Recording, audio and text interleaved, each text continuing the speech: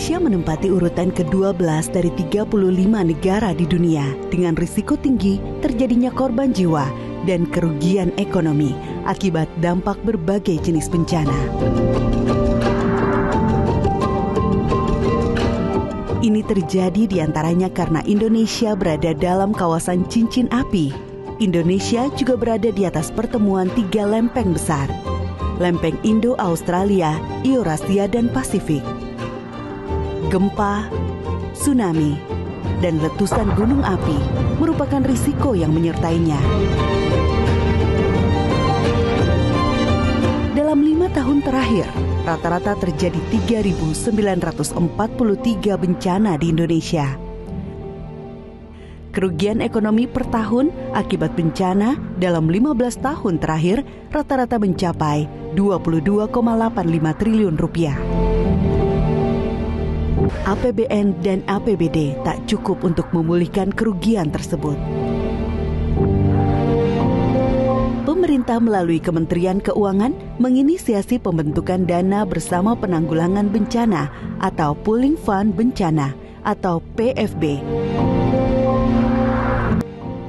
Melalui keputusan Menteri Keuangan nomor 407 tahun 2021, Badan Pengelola Dana Lingkungan Hidup atau BPDLH berperan penting sebagai pelaksana dan pengelola PFB.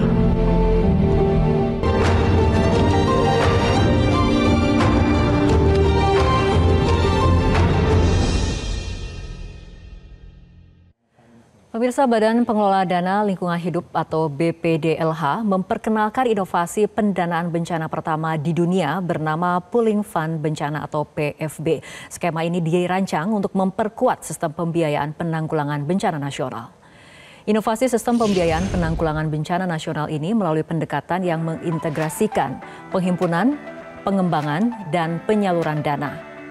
Direktur Utama BPDLH Joko Triharyanto mengatakan, Pooling Fund Bencana atau PFB hadir sebagai jawaban atas keterbatasan pendanaan konvensional yang selama ini bergantung pada APBN dan APBD.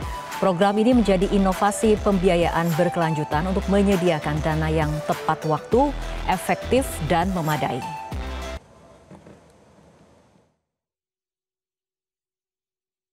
Misalnya pembelian asuransi bencana, masing-masing daerah akan turut berkontribusi. Nah, nanti dari hasil dana kelolaan dana abadi di Pooling Fund itu istilahnya akan memberikan bantuan untuk pembelian asuransi bencana kepada daerah. Tapi pemerintah pusat atau kementerian BPDLH juga mengharapkan adanya kontribusi dari daerah dengan memperhatikan aspek kapasitas fiskal masing-masing daerah ya. Badan Pengelola Dana Lingkungan Hidup atau BPDLH sebagai badan di bawah naungan Kementerian Keuangan memperkenalkan inovasi pendanaan bencana pertama di dunia. Skema ini dirancang untuk memperkuat sistem pembiayaan penanggulangan bencana nasional melalui pendekatan berkelanjutan yang mengintegrasikan penghimpunan, pengembangan, dan penyaluran dana. Namun bagaimana mekanisme pembiayaan bencananya? Kita akan langsung membahasnya malam ini bersama Direktur Utama BPDLH Bapak Joko Triharyanto dan juga setelah bergabung bersama kami Profesor Irwan Melano selaku pakar Disaster Risk Financing dan Wakil Rektor ITB. Selamat malam Pak Joko, selamat malam Pak Irwan. Selamat malam. Terima kasih telah hadir bersama kami di Studio Metro TV. Kita akan awali diskusi dari Pak Joko terlebih dahulu. Pak Joko, ini sebetulnya mungkin Anda bisa menceritakan bagaimana latar belakang Pak Joko menjadi Direktur Utama BPDLH sehingga kemudian dapat memimpin pengelolaan dana lingkungan hidup dan kebencanaan. Ya, jadi sebetulnya ada satu pendekatan ya. Ketika kita bicara aspek lingkungan itu kan seolah-olah dibenturkan dengan paradigma pembangunan, pertumbuhan. Jadi kalau kita mau konservasi seolah-olah nggak boleh tumbuh gitu. Sisi sebaliknya, kalau kita mau tumbuh seolah-olah konservasi ditinggalkan. Nah, ini tentu membutuhkan disiplin ilmu yang bisa menemukan titik temu ya, titik tengah atau akomodasi. Kita tetap bisa tumbuh tapi konservasi tetap jalan, atau justru sebaliknya kita tetap bisa menjaga konservasi tapi pertumbuhan juga bisa didapatkan gitu, karena ketika kita bicara konservasi di situ juga ada manusianya, ada orangnya, ada masyarakat yang harus hidup itu. Nah, ini yang kemudian melatar belakangi kenapa kami ditunjuk, saya ditunjuk karena saya punya latar belakang dari sisi financing, ya, kemudian pertumbuhan ekonomi makro. Di sisi lain saya juga menempuh pendidikan dari perspektif ilmu lingkungan. Nah, mudah-mudahan dengan adanya perkawinan antara disiplin ilmu lingkungan dengan disiplin ilmu ekonomi itu bisa menjadi guidance kita bahwa ini bisa ketemu di satu titik tengah yang akomodatif. Kita bisa tumbuh, tapi lingkungannya tetap terjaga. Itu tadi ya, titik temu antara konservasi dan juga pertumbuhan seperti itu. Tapi untuk BPDLH-nya sendiri, Pak Joko mungkin bisa diceritakan lebih mendalam tentang perannya terutama. Ya, jadi BPDLH ini dibentuk 2019 sebagai salah satu pendekatan baru dari pemerintah untuk bisa meningkatkan kapasitas pendanaan untuk mencapai komitmen. Karena kita tahu bersama bahwa komitmen pemerintah itu kan cukup luar biasa ya, sangat luar biasa. Kita punya komitmen SDG 2030, kemudian ketika bicara goal 13, kita punya komitmen untuk bersama-sama secara global mencegah terjadinya pemanasan 1,5 derajat Celcius. Nah, permasalahannya adalah ketika seluruh komitmen ini kemudian hanya didasarkan atas pendekatan tradisional, hanya mengharapkan dana publik, hanya menunggu dana APBN, APBD, maka kami yakin bahwa komitmen itu tidak akan bisa diwujudkan. Karena apa? Karena kita tahu bersama bahwa yang namanya tantangan pembangunan itu bukan semakin mereda gitu. Tantangan pembangunan justru semakin banyak, semakin bervariasi. Nah, ketika kemudian kita bicara bagaimana pemenuhan pendanaan dari seluruh komitmen, khususnya SDG ataupun NDC 2030, tentu dibutuhkan adanya satu kreativitas dan inovasi pendanaan. Bagaimana kemudian pemerintah bisa menggandeng ya yang namanya dana-dana non pemerintah, non publik, apakah itu yang ada di internasional, karena komitmen internasional juga banyak. Apakah itu yang melalui MDBs, yang melalui kesepakatan multilateral, bilateral, filantropi, foundation, korporasi. Nah, itu yang kemudian menjadi tugas dari BPDLH untuk bisa memobilisasi semua pendanaan. Tujuannya apa? Supaya kapasitas pemerintah itu bisa semakin melebar untuk bisa mencapai target dan komitmen. Oke, tadi Pak Joko sudah berbicara mengenai komitmen, kemudian kreativitas dan inovasi pendanaan. Mungkin sebelum saya bertanya mengenai kondisi kebencanaan di Indonesia, Pak Irwan mungkin ada tanggapannya terlebih dahulu. Iya, yang disampaikan oleh Pak Joko ini menjadi sangat penting, bahwa Indonesia adalah negara yang unik dalam konteks kebencanaan. Jadi kita bisa melihat bahwa beberapa daerah memiliki potensi gempa yang tinggi. Misalnya di pantai barat Sumatera, di Pulau Jawa, Indonesia bagian timur. Tetapi beberapa daerah yang lain memiliki potensi gempa yang kecil, tetapi punya bencana yang lain. Yaitu misalnya di Kalimantan kita punya potensi banjir. Sehingga model pembiayaan bencana di Indonesia itu tentu saja tidak akan sama dengan model pembiayaan bencana di tempat lain. Tidak ada satu resep yang bisa digunakan untuk seluruh jenis bencana di Indonesia. Untuk itu tadi sangat baik sekali yang disampaikan oleh Pak Joko, kita harus punya model baru. Model baru yang tentu saja keterlibatan dan APBN tetap masih perlu, tetapi kemudian harus ada cara-cara baru untuk kemudian membantu pemerintah untuk mencari solusi pendanaan pada saat terjadi bencana. Dan lebih jauh dari itu, pendanaan ini juga akan digunakan untuk prabencana. Jadi memiliki dana yang cepat pada saat terjadi bencana ini menjadi sangat penting. Kita bisa belajar banyak dari beberapa pengalaman bencana, gempa Lombok 2018, gempa Palu 2018, atau kalau lebih jauh lagi gempa Aceh 2004 misalnya. Memiliki dana yang tepat di waktu yang tepat itu sangat penting. Seringkali dananya ada, tetapi baru bisa keluar di waktu yang terlambat. Dan skema pendanaannya bisa sangat bervariasi. Untuk itu ini inisiatif yang sangat penting, yang sangat baik di tingkat nasional.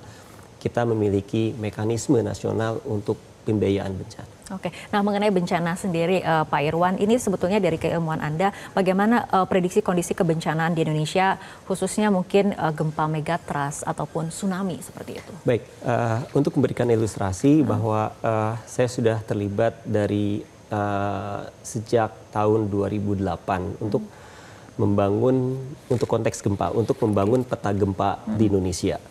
Dan setiap tahun kemudian kita mendefinisikan sumber gempa yang baru. Bukan berarti dulu tidak ada, tapi dulu kita belum punya risetnya.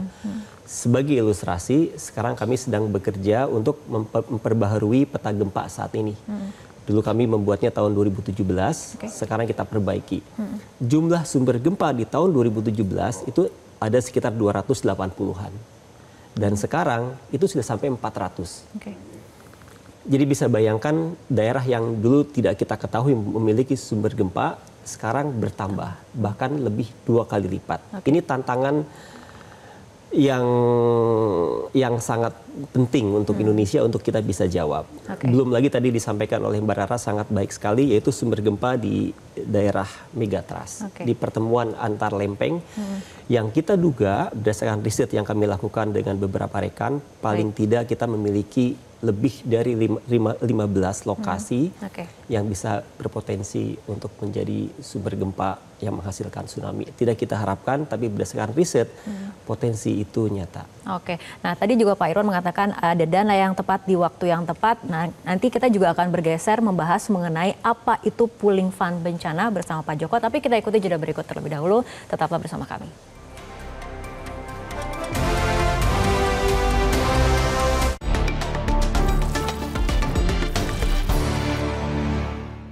Didukung oleh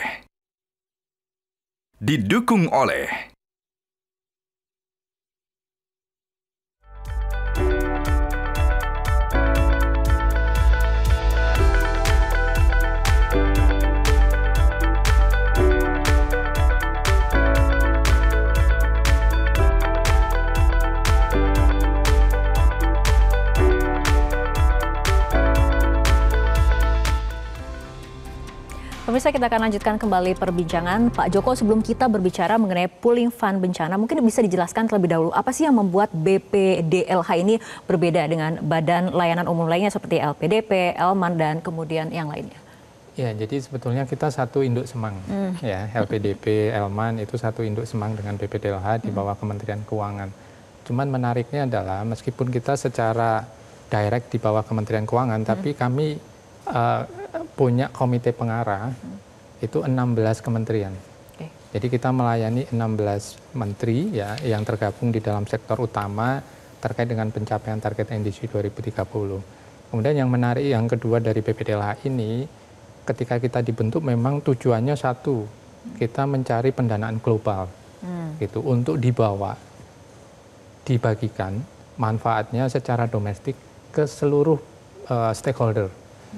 Makanya dengan fleksibilitas yang dimiliki BPDLH bisa memberikan manfaat, apakah itu kepada pemerintah daerah, masyarakat, kemudian local community, masyarakat adat, swasta, akademisi, perguruan tinggi, nasional, domestik, dan lain-lain. Nah ini mungkin yang menjadi pembeda dari BPDLH dibandingkan dengan badan pengelola dana lain yang ada di Kementerian Keuangan. Nah kita masuk nih mengenai pooling fund bencana, karena ini menarik sekali. Mungkin bisa dijelaskan seperti apa mekanismenya, kemudian kenapa ini penting? Ya, jadi pooling fund bencana ini sebetulnya menjadi satu ekosistem dari pendanaan yang ada di BPDLH secara keseluruhan. Karena ketika kita membentuk satu mekanisme pendanaan, BPDLH itu selalu meletakkan filosofinya pada perspektif ekosistem. Jadi kita bicaranya ekosistem dari mekanisme pembiayaan.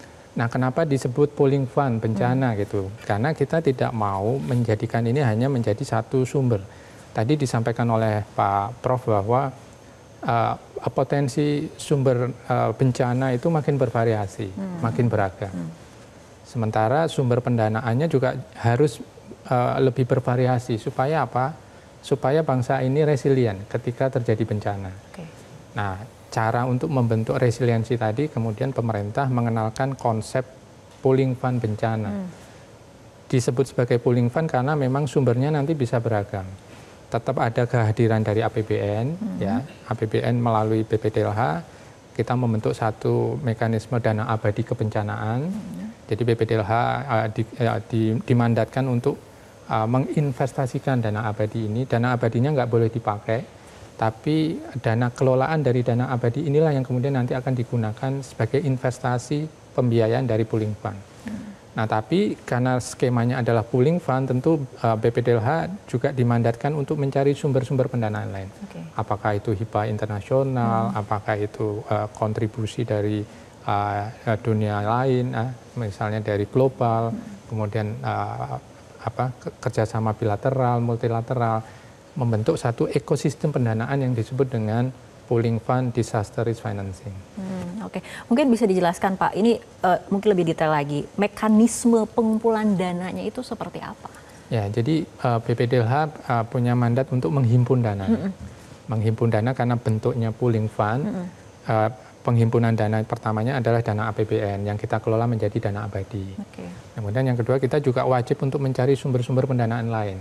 Apakah itu dari MDB, kerjasama bilateral, multilateral, filantropi yang bentuknya bisa macam-macam. Apakah itu ada technical assistant, apakah itu hibah. Nah, untuk satu bagian dari dana abadi, BPDLH dimandatkan atau diwajibkan untuk menginvestasikan.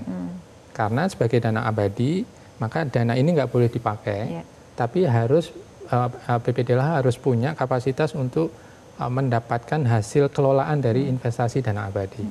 Nah, kemudian BPDLH dimandatkan untuk menyalurkan dari pooling fund bencana ini. Tadi disampaikan oleh Pak Pro bahwa di dalam kerangka investasi dari penggunaan pooling fund bencana itu dipakai untuk kegiatan pra-bencana, kemudian ketika terjadi bencana, kemudian pasca bencana ya biasanya dikenal sebagai rehab rekon gitu.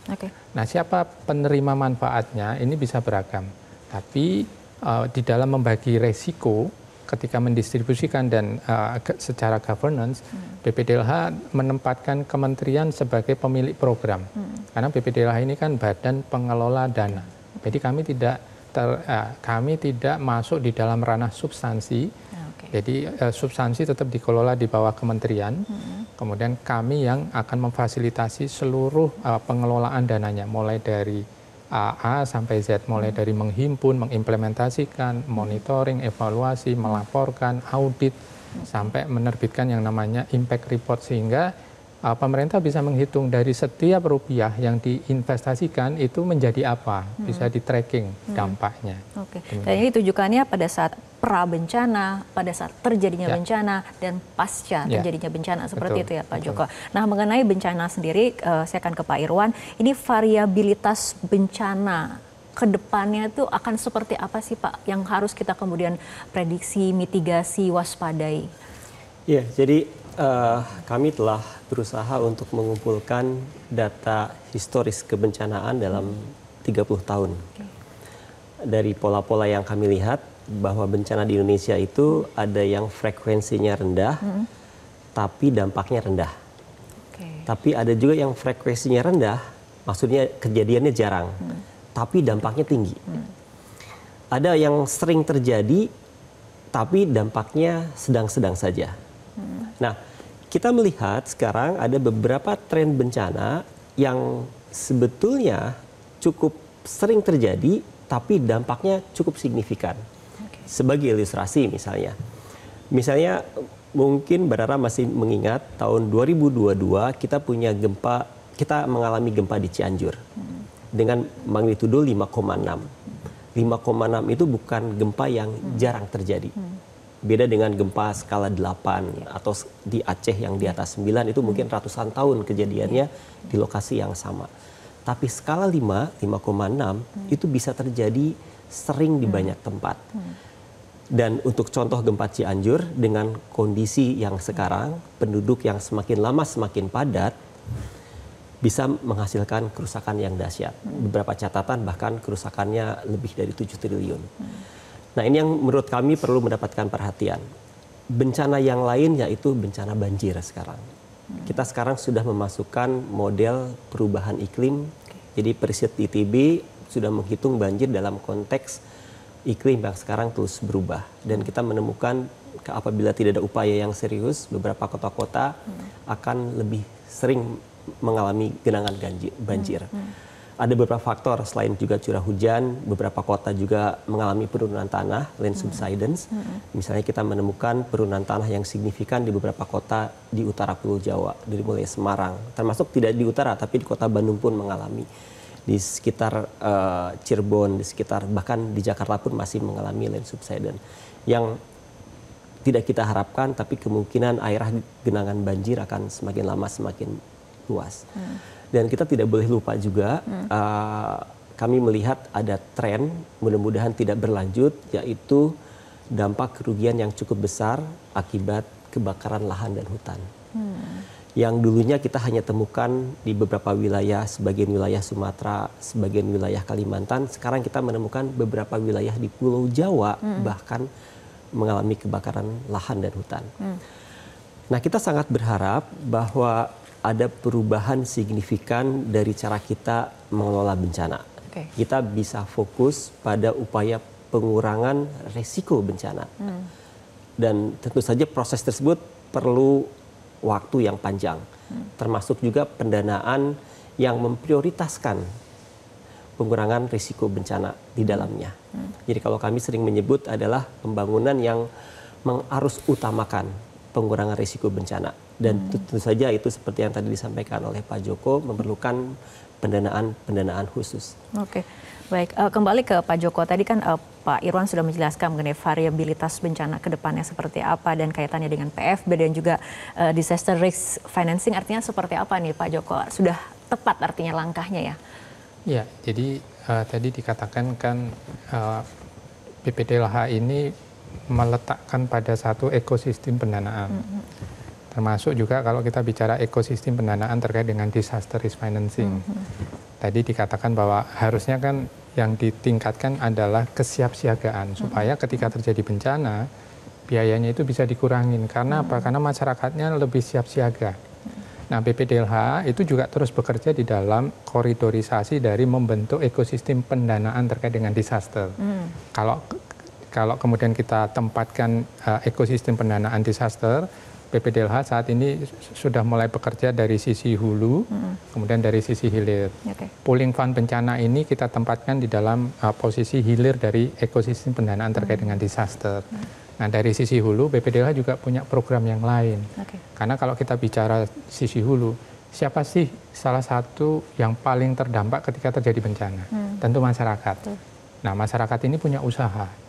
Ketika terjadi bencana, kemudian masyarakat terdampak, usahanya selesai mereka.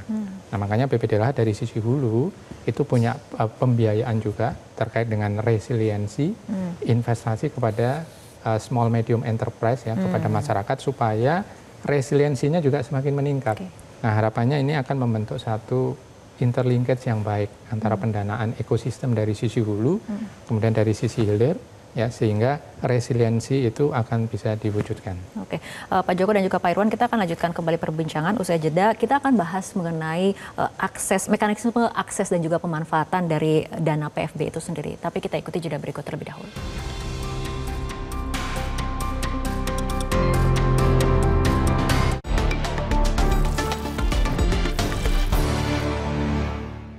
Didukung oleh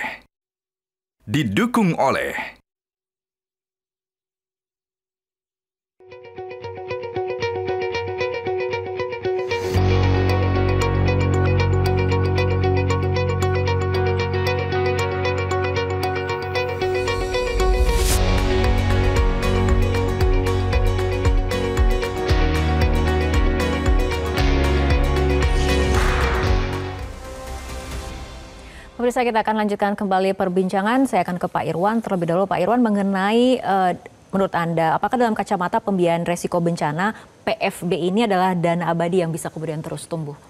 Iya, jadi kalau kita mengacu ke berbagai negara, jadi sebetulnya konsep dari pooling fund itu sudah, atau pengumpulan dana untuk bencana itu sudah dilakukan di berbagai negara, beberapa negara. Di Brasil ada, di negara Karibia ada.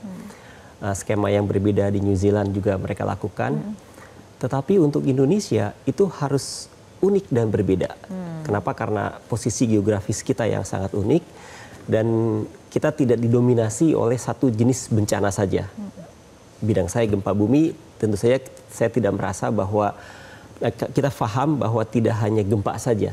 Tadi kami sampaikan ada bencana banjir dan yang sekarang semakin lama semakin sering, yaitu kebakaran lahan dan hutan, terus kemudian longsor yang sangat terkait dengan perubahan iklim.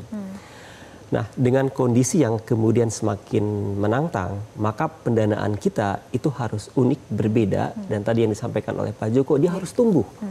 Karena tantangan di masa depan itu bisa jadi sesuatu yang tidak kita duga. Kami para periset gempa itu tidak pernah menduga misalnya ada sumber gempa di sekitar Mamuju Majene. Itu kita tidak tahu sampai kemudian terjadi gempa di tahun 2021. Dan kita tidak tahu mungkin ada potensi bencana lain yang tidak kita harapkan tapi bisa terjadi. Nah, apabila dana itu tumbuh dan kemudian semakin lama semakin berkembang, tentu saja dengan mekanisme yang lain. Jadi kalau saya membayangkan ada layer APBN, kemudian ada layer pooling fund di atasnya, yang kemudian mungkin sebagian APBN pun masuk ke pooling fund. Jadi kita punya berbagai strategi sesuai dengan jenis bencananya. Ada bencana yang sering, potensinya kecil, mungkin penyelesaiannya bisa APBN, APBD. Tapi untuk jenis bencana yang lain, itu tidak bisa mungkin. Karena kapasitas fiskal dari APBN kita yang disimpan untuk bencana itu bervariasi dari 4 sampai 8 triliun saja. Di beberapa waktu, tahun 2018, tahun 2019, itu melebihi kemampuan kita. Yang akhirnya dana yang seharusnya digunakan untuk sumber-sumber yang produktif, membangun infrastruktur penting, itu harus kita alihkan untuk dana bencana. Dan tantangan ke depan bisa jadi tidak lebih mudah. Sehingga saya sangat setuju bahwa dana ini harus terus bertambah. Kita harus mempersiapkan, kita harus menjadi negara yang tangguh dalam menghadapi potensi bencana ke depan. Pak Joko, mengenai PFB tadi kita sudah membahas sumber dana, kemudian mekanisme pengumpulan dana. Bisa dijelaskan juga mengenai investasinya, Pak Joko? Ini instrumen yang dipakai itu apa? Ya, jadi sebelum bicara instrumen, sebuah lembaga pemerintah yang ditunjuk untuk menjalankan mekanisme investasi itu nggak sembarangan. Tentu harus punya uji kompetensi dalam mekanisme lembaga investasi. BPDLH sudah mendapatkan izin melalui mekanisme yang namanya OIP. Jadi BPDLH itu sudah diuji, kemudian mendapatkan license OIP, Operator Investasi Pemerintah. Nah, suatu lembaga yang kemudian punya mekanisme atau sertifikasi OIP ini kemudian wajib menyusun yang namanya dokumen kebijakan investasi. Nah, PFB ini, Pooling Fund Bencana ini menjadi salah satu mandat BPDLH yang kemudian disusun kebijakan investasinya. Nah, pertanyaannya adalah instrumen apa yang kemudian dipilih? Ketika kita menyusun dokumen investasi terkait dengan PFB, tentu kita bicaranya investasi jangka pendek, jangka menengah, jangka panjang. Kalau kita bicara investasi jangka pendek, kita bicaranya penempatan deposito. Kemudian kita bicara jangka menengah, jangka panjang, kita bicara instrumen lain, apakah itu melalui mekanisme surat berharga negara, kemudian SRBI, kemudian instrumen berbasis pasar ya, apakah itu derivatif, kemudian obligasi korporasi, saham, dan lain-lain. Nah, tapi sebagai lembaga yang diberi mandat investasi, kemudian kita punya dokumen investasi, tentu tetap harus ada yang menjadi komite pengawas. Dalam hal ini adalah komite investasi pemerintah. Nah, mekanisme inilah yang kemudian kita jalankan. Kita menjadi lembaga yang ditunjuk untuk menjalankan mandat investasi, kita menyusun dokumen investasinya, tapi kita juga selalu menyampaikan laporan investasi itu termasuk pilihan-pilihan dari alat instrumen investasi yang kita pilih. Supaya apa? Supaya bisa dilihat selera risikonya. Gitu. Baik, kita harus tahan dulu perbincangan Pak Joko dan juga Pak Irwan karena kita harus ikuti jeda berikut terlebih dahulu. Pemirsa tetaplah bersama kami.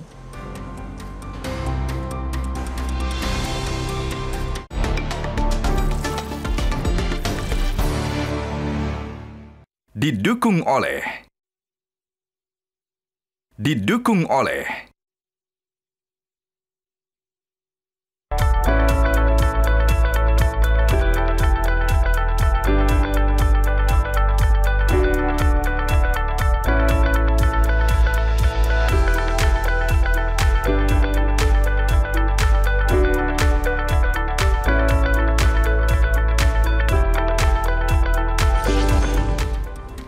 Pemirsa, diskusi kembali kami lanjutkan, Pak Joko, mengenai akses. Ini mungkin banyak juga yang menjadi pertanyaan publik. Ini kalau terjadi bencana, bagaimana sebetulnya mekanisme akses dan pemanfaatan dana PFB, dan juga apakah ada mekanisme preventif atau kesiapsiagaan bencana, Pak Joko? Ya, jadi sebetulnya kalau kita lihat dari bisnis proses penggunaan dana PFB ini kan dibagi menjadi kategori pra bencana, kemudian ketika terjadi bencana, dan pasca bencana. Nah, tahun ini harapannya bisnis proses untuk yang pra bencana itu sudah bisa dimulai. Nah, cuman sebagaimana yang ditetapkan di dalam pola manajemen dari bisnis proses pengelolaan pooling fund bencana, ada pembagian peran. BPDLH ini kan badan pengelola dana, jadi kita memang fokusnya mengelola dana, menginvestasikan, kemudian menyalurkan. Nah, di dalam proses kebijakan penyalurannya sendiri, siapa yang eligible, kemudian kategorinya seperti apa, dana ini dipakainya untuk apa saja, klasifikasinya seperti apa, itu kita merujuk pada kebijakan yang dihasilkan oleh kementerian. Dalam hal ini kalau kita bicara yang pra bencana, itu kita merujuk pada regulasi dari BNPB. Nah, harapannya memang dengan adanya pembagian peran, jadi BNPB nanti akan menerima proposal, kemudian mereka kurasi. Misalnya ada misalnya kita ambil contoh ya, ada 50 proposal yang masuk, kemudian dikurasi BNPB, nanti dari hasil kurasi itu kemudian dikirim ke kami untuk kemudian kita fasilitasi mekanisme pembiayaannya, penyaluran dananya, kemudian laporan, audit, mekanisme, dan lain-lain. BNPB menjadi kurator dari laporan-laporan seperti itu. Tapi untuk masyarakatnya sendiri, kelompok masyarakat yang mana kemudian yang bisa mengakses dana dari PFB ini? Ya, jadi ketentuan teknis terkait dengan siapa yang berhak, yang eligible itu sudah ada di peraturan kepala BNPB. Nanti bisa dilihat ya pengaturannya, kelembagaan apa yang eligible, kemudian kelompok masyarakat seperti apa yang eligible, institusi apa yang eligible, kemudian apa yang menjadi tugas dan tanggung jawab dari masing-masing institusi, itu sudah ada pengaturannya jelas di peraturan kepala BNPB. Oke, pengaturannya sudah jelas mengenai kelompok masyarakat mana yang kemudian bisa mendapatkan dana dari PFB ini. Tapi mungkin bisa dijelaskan juga, Pak Joko, ini manfaat nyatanya untuk masyarakat seperti apa sih? Nah, manfaat nyata tentu pertama yang kita sampaikan tadi ya, bahwa resiliensi dari masyarakat itu semakin meningkat. Karena ada porsi dari penggunaan dana PFB ini kan juga kita bicaranya dari sisi pra. Ketika kita bicara dari pra, tentu KPI utamanya, indikator kinerja utamanya adalah meningkatkan resiliensi masyarakat supaya apa? Supaya makin memiliki ketahanan ketika terjadi bencana. Dan ini kalau dihitung dari biaya sosial, dampaknya sangat signifikan di dalam menurunkan biaya bencana itu sendiri gitu. Nah, kemudian yang kedua, ketika masyarakatnya makin resilient, bangsa ini tentu akan meningkat daya lentingnya, daya tahannya ketika menghadapi tantangan bencana yang tadi Prof. Irwan sampaikan. Kedepannya kita nggak tahu nih jenis-jenis bencana yang akan hadir ya, yang akan datang. Nah, cuman kalau kita lihat tadi misalnya dalam perspektif bencana kebakaran hutan dan lahan, sebetulnya di BPDLH juga sudah bekerja untuk mengatasi isu terkait dengan bencana yang ditimbulkan karena kebakaran hutan dan lahan. Nah, ini yang kembali lagi tadi kami sampaikan, kita akan membentuk satu ekosistem pendanaan. Jadi kalau kita bicara bencana itu sebetulnya nggak bisa dipisahkan nantinya antara bencana hidrometeorologi, bencana pembangunan, bencana alam, karena ketika terakumulasi ya sudah bencana gitu. Jadi bangsa ini harus lebih resilient dan lebih siap siaga untuk menghadapi bencana itu sendiri. Oke, saya akan ke Pak Irwan mengenai transfer resiko. Pak Irwan, ini bisa Anda jelaskan apa kemudian yang dimaksud dengan transfer resiko dalam konteks strategi pembiayaan dan juga asuransi resiko bencana? Iya, terima kasih Mbak Rara. Jadi seperti yang tadi kita diskusikan bahwa untuk negara kita yang sangat luas dengan heterogenitas yang sangat besar, kita menyadari kemampuan dari negara APBN untuk bencana biasanya di angka 4-8 triliun tadi saya sampaikan. Kemudian di atasnya ada pooling fund bencana yang tadi sudah dijelaskan dengan sangat detail oleh Pak Joko. Tapi sejarah membuktikan bahwa ada jenis-jenis bencana yang melebihi, yang dampaknya melebihi kemampuan keuangan yang disimpan di dalam APBN dan juga disimpan di pooling fund bencana. kita ambil contoh, misalnya gempa Jogja 2006. Itu beberapa literatur menyebutkan kerugiannya mendekati 30 triliun. Sebelumnya gempa Aceh 2004, dampak langsungnya 42 triliun, yang mungkin APBN yang habis sampai 78 triliun. Dan kalau misalnya ini kembali terjadi, gempa Palu, itu kerugiannya mendekati lebih dari 19 triliun misalnya. Apabila itu terjadi, maka akan sangat membebani keuangan APBN dan juga memberikan tekanan yang cukup besar pada pooling fund. Jadi ada residu atau pada sisa di atas yang kemudian kita harus cari solusinya. Yang kemudian kami diskusi cukup intens dan melakukan riset cukup mendalam, diantaranya adalah mekanisme transfer resiko. Sekarang yang sedang kita kaji dan sudah mulai diterapkan yaitu asuransi dengan menggunakan parameter. Kita sebut asuransi parametrik. Idenya sangat sederhana. Jadi kita harus mendefinisikan ada sebuah picuan atau trigger yang memungkinkan asuransi tersebut kemudian jalan. Nah, untuk kasus gempa, picuannya atau parameternya adalah intensitas gempa tertentu. Jadi kekuatan dampak dari gempa, selain juga magnitudo. Jadi apabila melebihi suatu intensitas tertentu, intensitas MMI tertentu, maka dampak kerusakannya akan sangat dahsyat. Kemudian bisa memicu penyaluran transfer risiko bencana melalui mekanisme asuransi. Jadi ini adalah upaya akhir yang mudah-mudahan tidak perlu sampai kita lakukan di berbagai tempat. Tapi kami melihat bahwa dengan fakta yang sekarang kita melihat bahwa itu pernah terjadi kerugian tersebut. Belum lagi banjir. Jadi sekarang yang sedang dikaji serius mekanisme transfer terutama untuk dua jenis bencana, yaitu gempa bumi dan banjir. Oke, baik Pak Irwan dan juga Pak Joko, kita akan lanjutkan kembali perbincangan, tapi kita ikuti jeda berikut terlebih dahulu.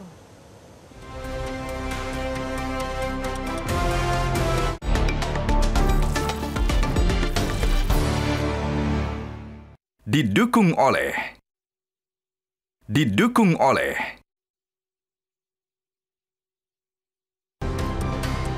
Pemirsa, kita lanjutkan kembali perbincangan. Pak Joko, tadi kita sudah banyak mendalami mengenai PFB ini, tapi kalau misalnya kita lihat milestone-nya, apa kemudian yang sudah dan apa yang akan dicapai nih Pak Joko? Ya, jadi milestone yang paling utama tentu tahun ini ya, karena tahun ini itu sudah dimandatkan untuk bisa menjalankan atau mengimplementasikan layanan pertama dari pooling fund bencana. Tentu akan dimulai dari level nasional. Nanti teman-teman BNPB itu akan memulai satu mekanisme mungkin semacam call of proposal untuk beberapa potensi dari penerima manfaat layanan dari pooling fund. Untuk tahun depan, kemudian 2027 kita mulai akan melayani daerah ya dengan mekanisme partisipasi daerah di dalam pembelian premi asuransi bencana. Tahun ini juga mungkin akan diinisiasi yang tadi disampaikan oleh Prof. Iwan, ketika BPDLH akan mulai melayani pembelian mekanisme asuransi parametrik. Nah, nanti kedepannya akan kita gunakan juga untuk asuransi barang milik negara, kemudian asuransi barang milik daerah. Nah, next-nya yang perlu kita pikirkan mungkin sinergitas, integrasi dengan jenis-jenis asuransi yang lain ya, karena di Indonesia sebetulnya saat ini sudah diimplementasikan juga asuransi pertanian, kemudian asuransi nelayan. Nah, itu nanti mungkin juga akan coba dilihat apakah dimungkinkan terjadinya integrasi dari layanan-layanan yang bisa diberikan. Oke, baik. Pak Irwan, mengenai sinergitas ini, seperti apa catatan Anda untuk ke depannya? Ya, saya sangat percaya bahwa Indonesia sebagai sebuah negara yang besar, kita punya legacy yang sangat panjang. Saya percaya bahwa kita bisa tangguh dalam menghadapi potensi bencana. Tapi itu tidak mungkin tanpa yang tadi disampaikan oleh Pak Joko, sinergisitas dari berbagai stakeholder. Termasuk BPDLH, termasuk BNPB dan BPBD di level daerah, termasuk kami periset di kampus, termasuk pelaku usaha, yang termasuk di dalamnya adalah dunia asuransi kita, dan termasuk juga kontribusi dari media. Ada hal yang sangat penting yang kami saksikan pada saat setiap terjadi bencana, bahwa seringkali adalah yang menjadi korban adalah mereka yang tidak siap, mereka yang kemudian tidak menyiapkan diri dan lingkungannya bahwa di wilayah tersebut mungkin bisa terjadi bencana. Untuk itu maka kemudian memperkuat literasi bencana ini menjadi sangat penting. Tadi disampaikan oleh Pak Joko adalah bahwa proses mitigasi atau pengurangan risiko bencana melalui literasi itu bisa juga menjadi bagian yang bisa disupport oleh BPDLH. Dan tidak lupa yaitu respon yang cepat pada saat terjadi bencana. Karena seringkali kemudian bencana akan menghasilkan bencana-bencana baru pada saat responnya tidak tepat. Kita bisa melihat ada persoalan kesehatan yang sering muncul di wilayah pengungsian pada saat kita tidak bisa cepat membangun hunian tetap yang lebih baik. Jadi dan itu perlu kolaborasi sinergi dari berbagai stakeholder dan saya percaya bahwa Indonesia bisa melakukannya. Oke, Pak Joko mengenai sinergitas ini seperti apa? Ya, sinergitas itu kan kata kunci yang mudah diucapkan tapi sulit untuk diimplementasikan. Nah, disinilah kemudian BPDLH ini bekerja. Karena kita kembali lagi, sebenarnya kata kunci dari sinergitas itu kan ketika semua pihak tahu apa yang harus dikerjakan dan peran masing-masing. Dan BPDLH menjadi orkestrasi dari sinergitas ini. Karena BPDLH itu kemudian menjembatani seluruh stakeholder. Apakah itu pihak yang memberikan dana, memandatkan dana, ataupun pihak yang kemudian menjadi penerima manfaat dari dana itu sendiri. Nah, harapan kedepannya tentu kita bicara visi BPDLH 50-100 tahun ke depan ya, karena BPDLH ini menjadi terobosan baru dari Indonesia di dalam menghadapi segala, sebenarnya bukan dalam perspektif bencana saja ya. Tadi Prof. Iwan bicara masalah kebakaran hutan dan lahan. BPDLH juga sudah mengelola dana karbon dan ini membuktikan bahwa konservasi dengan pembangunan, konservasi dengan pertumbuhan itu bisa ketemu di satu titik sinergitas yang sama gitu. Jadi tidak perlu lagi kemudian kita perdebatkan. Ringkas saja Pak Joko, jadi harapannya seperti apa nih? Ya tentu semua pihak bersama-sama kita jaga pooling fund bencana karena kalau bukan kita siapa lagi, kalau bukan sekarang kapan lagi. Oke, kita harapkan ini edukasi mengenai PFB ini sampai dengan jelas kepada masyarakat dan PFB ini bisa memberikan manfaat yang nyata bagi masyarakat juga. Terima kasih Pak Joko, terima kasih Pak Irwan telah berbincang bersama kami malam hari ini dalam Prime Time News. Terima kasih.